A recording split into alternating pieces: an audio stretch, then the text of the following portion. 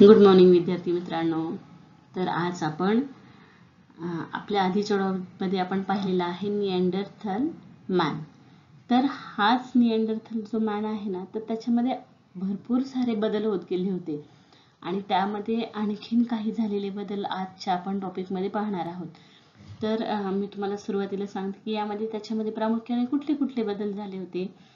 तर माणूस मेल्यानंतर जो दफनविधी करतात, तर ही दफनविधी करण्याची पद्धत ते शिकले होते. मग त्यामध्ये ते कुठल्या कुठल्या वस्तू ठेवायचे, काय करायचे, ते आपण आजच्या व्हिडिओमध्ये पाहणार आहोत. त्याचबरोबर यामध्ये त्यांनी काय केलं होतं की त्यांचं स्वतःचा खंड सोडून ते दुसऱ्या खंडातही त्यांनी स्थलांतर केलेलं होतं. याचा अर्थ ते वास्तव्य करण्यासाठी वेगवेगळ्या प्रदेशामध्ये त्यांनी राहणं स्वीकारलं होतं. हा एक आपण दुसरा पॉइंट पाहणार आहोत. आणि त्याच्यानंतर परत पुढे जाऊन त्यांना बदलत्या काळानुसार अनेक नवनवीन पद्धतीचे त्यांनी हत्यारे बनवायला ते शिकले होते. आणि या सगळ्यामध्ये बऱ्याच हजारो वर्षांचा काय झालेला आहे, कालावधी केलेला आहे. तर हे सगळे बदल आहेत ना, निअँडरथल मॅन मध्ये काय काय झालेले आहेत, तर ते सगळे आपण आजच्या व्हिडिओमध्ये पाहणार आहोत. तर आपण सर्वप्रथम रीडिंग करूया.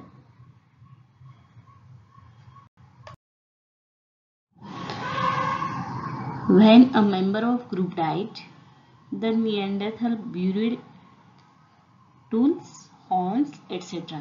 along with the dead body. Also, they applied red ochre to the dead body before burying it. It indicates that the Neanderthal had established some rituals.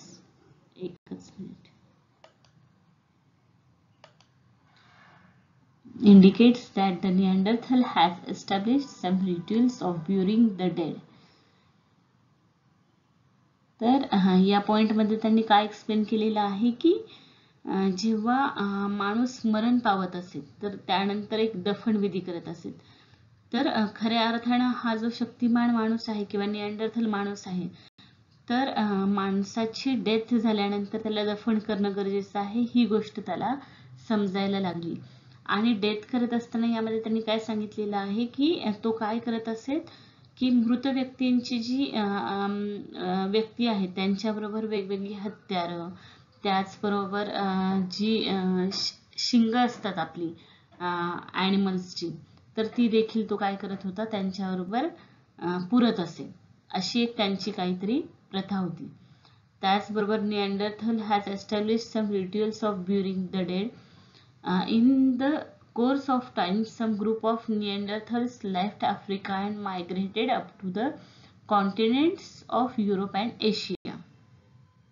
Naturally, they had to face a different environment, so they had to adopt new ways of living and finding food. तर मग यामध्ये आपल्याला काय समजलेलं आहे बरं या पॉइंटमध्ये, तर यामध्ये त्यांनी सांगितलेलं आहे की हा जो निअँडरथल माणूस आहे, तर हा आहे ना आफ्रिकेमधून बाहेर पडला आणि युरोप आणि आशिया खंडामध्ये त्याने काय केलेलं होतं, स्थलांतर केलं होतं, त्याने वास्तव्य केलं होतं. आणि हे वास्तव्य करत असताना त्याला भरपूर साऱ्या समस्यांना काय झालं होतं, तोंडही द्यावं लागलं होतं. कारण नवीन देश होते, नवीन कॉन्टिनेंट होते, त्यांना तिथली माहिती नसेल, त्यामध्ये लाईव्ह कसं करायचं ही गोष्टी त्यांना कदाचित समजत नसतील आणि त्याच्यामुळे त्यांना खूप साऱ्या संकटांना सामोरं जावं लागलं होतं. आणि त्याचबरोबर त्यांना वेगवेगळ्या वेगवेगळ्या मेथड्स त्यांना अप्लाय करणं गरजेचं होतं फूड शोधण्यासाठी किंवा जगण्यासाठी किंवा अन्न शोधण्यासाठी. तर जीवन जगण्याच्या आणि अन्न शोधण्याच्या वेगवेगळ्या पद्धती देखील त्यांनी काय केल्या होत्या, आत्मसात केल्या होत्या किंवा त्यांनी शिकायला सुरुवात केली होती. आणि याचबरोबर therefore they went of modifying and improving the tools that were essential in their life. However, the improvement in tools took place over thousands of years. तर यामध्ये त्यांनी काय म्हटलेलं आहे की या सगळ्या कालखंडामध्ये आणि त्यांच्या हत्यारांमध्ये देखील त्यांनी काय केलेली होती, सुधारणा केली होती. कारण जगण्यासाठी आवश्यक त्यांना काय होती त्या कालखंडामध्ये, हत्यारं होती. ऑब्व्हियसली ते जंगलामध्ये राहत होते, त्याच्यामुळं खूप वाईल्ड ॲनिमल्सही त्यांच्या अवतीभोवती राहत होते आणि त्यांना या सगळ्या वातावरणामध्ये जुळवून घेण्यासाठी, त्यांना या सगळ्या वातावरणामध्ये त्यांचा टिकाव धरण्यासाठी, त्या ॲनिमल्स पासून बचाव करण्यासाठी त्यांना वेगवेगळ्या प्रकारच्या हत्यारांची देखील गरज निर्माण होत होती. आणि मग याच पद्धतीने त्यांनी काय केलेलं आहे, वेगवेगळ्या हत्यारांमध्ये देखील इम्प्रूव्हमेंट इन टूल्स टूक प्लेस ओव्हर 1000 ऑफ इयर्स. म्हणजे हा 1-2 दिवसांमध्ये किंवा काही महिन्यांमध्ये, काही वर्षांमध्ये झालेला बदल नाहीये, तर या सगळ्यांमध्ये हजारो वर्षांचा कालावधीमध्ये गेलेला आहे. म्हणजे आपण हा टप्प्याटप्प्याने पाहतोय म्हणून आपल्याला असं वाटत असेल की 100-200 वर्षांचा कालावधी असेल, पण याप्रमाणे नाहीये. तर या सगळ्या प्रोसेसमध्ये हजारो वर्षांचा कालावधी मध्ये गेलेला आहे. पुढे Homo sapiens is the name use for humans that were more advanced than the Neanderthals. Homo sapiens means intelligent और इंटेलेक्च्युअल मॅन. तर हे होमो सेपियन्स आहे ना, हे आपण पुढच्या व्हिडिओमध्ये पाहणार आहोत. याविषयी मी तुम्हाला अतिशय डिटेलमध्ये माहिती देणार आहे. पण हा जो होमो सेपियन्स आहे की नाही, हा आत्ता जो आपण व्हिडिओ पाहत आहोत त्यामध्ये आपण निअँडरथल मॅनविषयी माहिती पाहत आहोत. तर या निअँडरथल मॅनचं पुढचं व्हर्जन ते म्हणजे होमोसेपियन्स आहे. आणि हे होमोसेपियन्स काय होते, या निअँडरथल मॅनच्या कंपॅरेटिव्हली खूप जास्त इंटेलिजंट होते किंवा खूप जास्त इंटेलेक्च्युअल त्यांचं हाय होतं. And we shall learn more about him later. आणि या प्रगत जो मानव आहे याला प्रगत मानव देखील म्हटलं जातं किंवा बुद्धिमान मानव देखील म्हटलं जातं. तर हा माणूस या मानवाबरोबर राहत होता. We shall learn more about him later. The Neanderthal and Homo sapiens were neighbours for some times in Europe.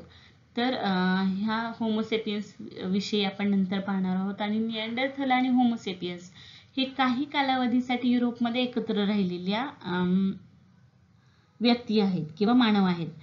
But यामध्ये त्यांचं काय झालं होतं, it is believed that due to reason like their conflict with Homo sapiens and inability to adapt the environmental changes, the Neanderthal became exist on the basis century 14 dating. It is estimated that the Neanderthal became extinct about 30,000 years ago. तर यामध्ये त्यांनी म्हटलेलं आहे की हा जो शक्तिमान माणूस आहे आणि बुद्धिमान माणूस आहे. निअँडरथल माणूस हा शक्तिमान होता आणि होमोसेपियन्स हा बुद्धिमान होता. तर हे शक्तिमान माणूस आणि बुद्धिमान माणूस या दोघांचा प्रत्यक्षामध्ये जमत नव्हतं किंवा त्यांच्यामध्ये काही ना काही कारणांवरून सतत वाद होत होते, संघर्ष होत होते. आणि ह्या सगळ्यामध्ये की जो आपला निअँडरथल मॅन होता तर त्याला या पर्यावरणातील बदलाशी जुळवून घेता आलं नाही. त्याला या वातावरणामध्ये कसं जगायचं, या वातावरणाला कसं फेस करायचं याविषयी त्याला कुठलंही नॉलेज नव्हतं. त्यामुळे त्याला या गोष्टी फेस करता आल्या नाहीत. आणि म्हणून मग काय झालं, या शक्तिमान मानवाचं अस्तित्व संपुष्टामध्ये आलं. आणि मग जवळपास ह्या सगळ्या वातावरणातील चेंजेस ह्या निअँडरथल माणसाला सहन करता न आल्यामुळे किंवा त्याच्याशी जुळवून घेता न आल्यामुळे त्याचं अस्तित्व संपलं. आणि हे आपल्याला सेंच्युरी 14 पद्धत जी आहे ना, तर त्यानुसार आपल्याला हे शास्त्रज्ञांनी सांगितलेलं आहे की 30,000 वर्षांपूर्वी हा जो निअँडरथल मॅन आहे तर ह्याचं अस्तित्व संपलेलं आहे. तर होप्स तुम्हाला हा व्हिडिओ आवडला असेल आणि याविषयीची तुम्हाला निअँडरथल जो मानव आहे आपल्या आजच्या मानवाचं खूप आधीचं रूप, तर याविषयी मी तुम्हाला माहिती दिलेली आहे. आणि हे आपल्याला क्लास 5th मध्ये हा टॉपिक आहे. तर तुम्हाला हा टॉपिक व्यवस्थित समजला असेल. मी पुन्हा एकदा 2 मिनिटात त्याचा तुम्हाला रिकॅप सांगते आहे की यामध्ये आपण बेसिकली काय पाहिलेलं आहे की हा निअँडरथल माणूस जो आहे तो एखाद्या व्यक्तीच्या मृत अवस्थेनंतर त्याला जे आपण दफन करणं म्हणतो तर तो दफन विधी करायला शिकलेला. त्याच्याबरोबर तो हत्यार आणि शिंग त्याबरोबर त्या मृत शरीराबरोबर तो पुरत असे.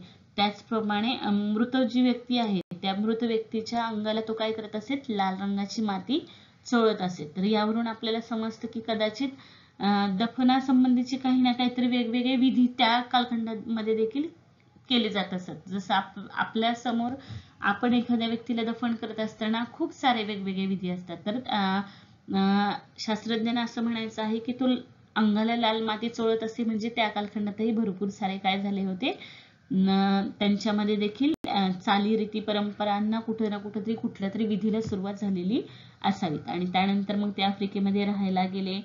तिथे देखील त्यांना बऱ्याचशा समस्यांना तोंड द्यावं लागलं. त्यानंतर ते बऱ्याच नवनवीन पद्धती शिकले, जीवन जगण्याची कला शिकले. हत्यारांमध्ये त्यांनी वेगवेगळ्या गोष्टींमध्ये कशी सुधारणा करता येईल ते पाहिलं.